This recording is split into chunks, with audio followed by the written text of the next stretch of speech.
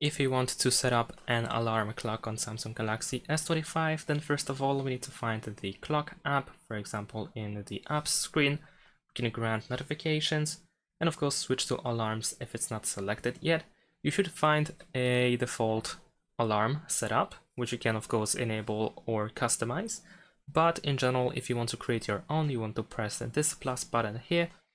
Then we can choose the time when should the alarm go off. And of course we can select the days of the week or just one specific date as well. We can tap on this calendar on the right side in order to choose a specific date when the alarm should go off. You can also set up the name for the alarm.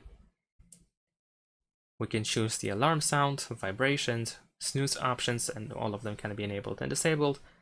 And we can also see the background of the alarm. Once we are done, press save. And there we go. We have set up the alarm. We can turn it on or off by tapping on this switcher. And if you want to edit it, you can tap on that alarm clock in order to make changes. Thanks for watching, leave a like and subscribe to my channel, and see you in my next videos. Bye!